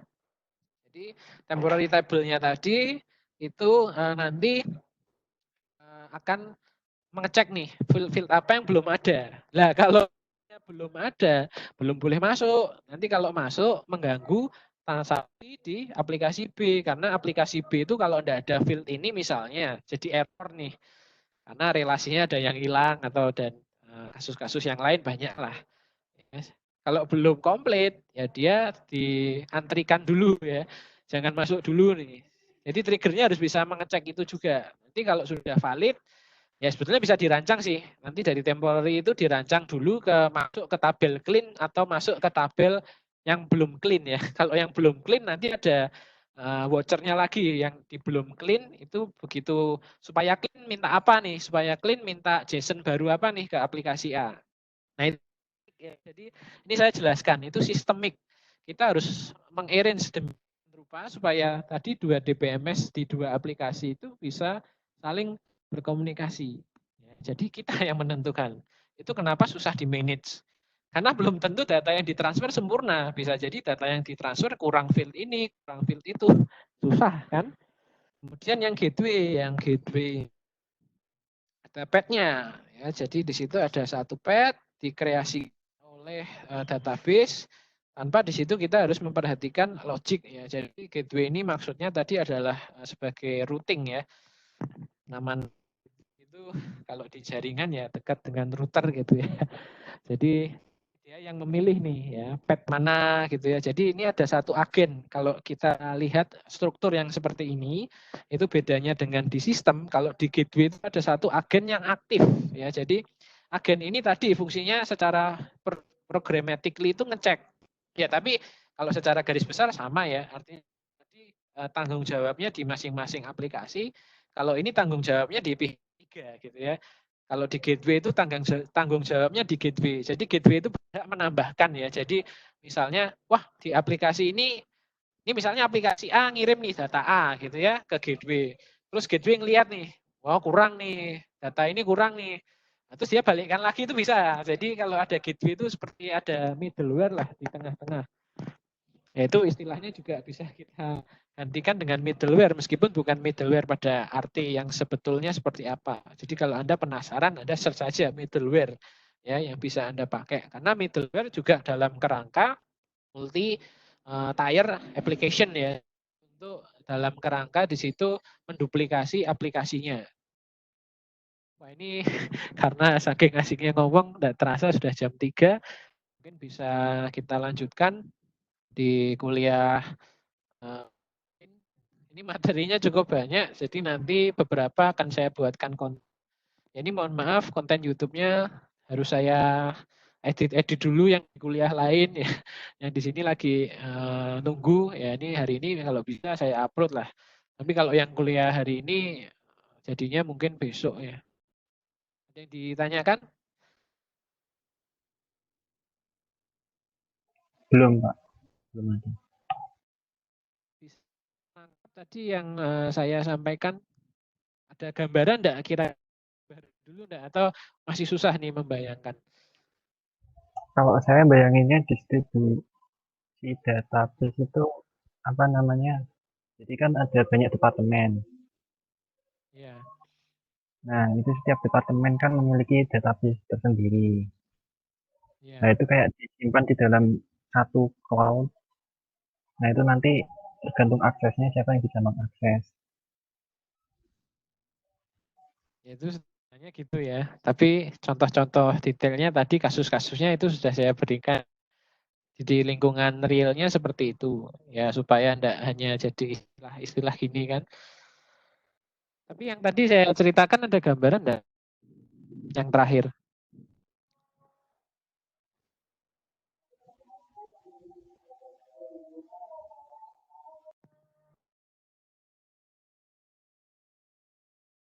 Tadi ada yang mau tanya. Iya Pak, saya yang heterogeneous ini mirip nggak sih Pak sama sistemnya, cara kerjanya torrent Pak? Torrent. Iya, different DBMS at different nodes. Jadi masing-masing pengguna itu punya akses sendiri ke pengguna-pengguna lain. Nah, pengguna-pengguna lain itu jadi apa sih namanya? Jadi slave buat ngasih datanya ke pengguna satu ini. Tapi nanti pengguna-pengguna lainnya juga bisa minta data dari pengguna-pengguna yang lainnya. Jadi kayak sharing server gitu loh, Pak. Itu mirip nggak sih sama heterogeneous ini? Apa beda, Pak? Apa saya Beda. bingung? Beda ya, beda. Beda. Oh, Beda.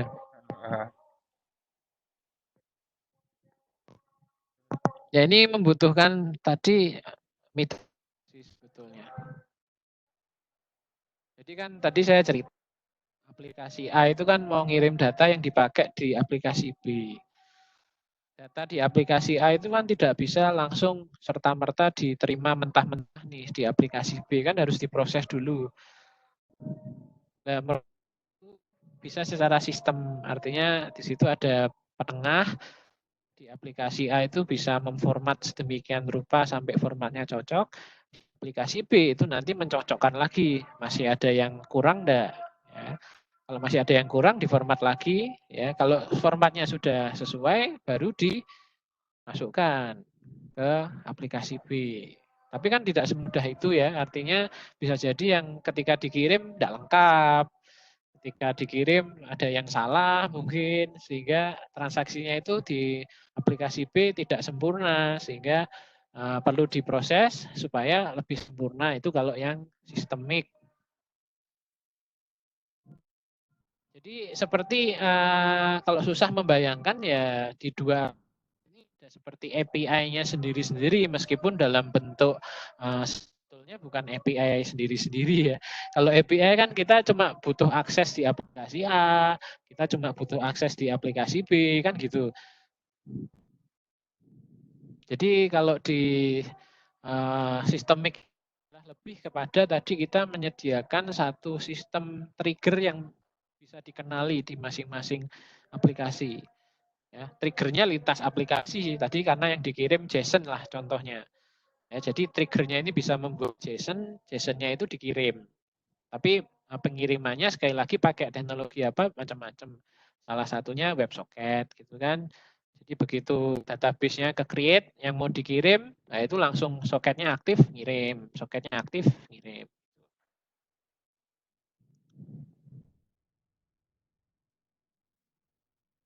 Kalau yang gateway lebih ini lagi, artinya aplikasi itu tidak hanya di aplikasi A sama aplikasi B, tapi dia berdiri sendiri. Ya. Jadi ada satu agent lah, ada satu agent di tengah-tengah. Tugasnya tadi sama sebetulnya. Ya, jadi aplikasi A nanti kalau kurang saya berkomunikasi lagi, tambahin dong data ini baru ke aplikasi B. Jadi kalau di gateway itu ya bisa dibilang aplikasi A dan B-nya ini hanya aktif mengirim dan menerima, bukan memformat. Memformatnya itu di tugas gateway-nya. Ya, karena di gateway-nya itu paham ya bentuk struktur database yang dibutuhkan apa, dari aplikasi A seperti apa, dari aplikasi B seperti apa. Tapi kan membuat gateway susah kan, harus tahu aplikasi A detail, harus tahu aplikasi B detail kan, separuh-separuh gitu loh. Tapi kalau tadi membuat sistem kan, yang penting saya transaksi ini aja kok di aplikasi A, saya transaksi ini aja kok di aplikasi B, ya sudah kita masukkan aja yang mana yang kita butuhkan ya. Itu.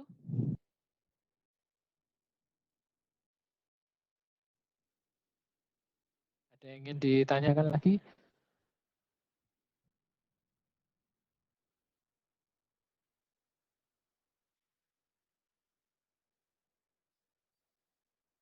Ya, kalau tidak ada, akhiri ya kuliahnya. Terima kasih Pak.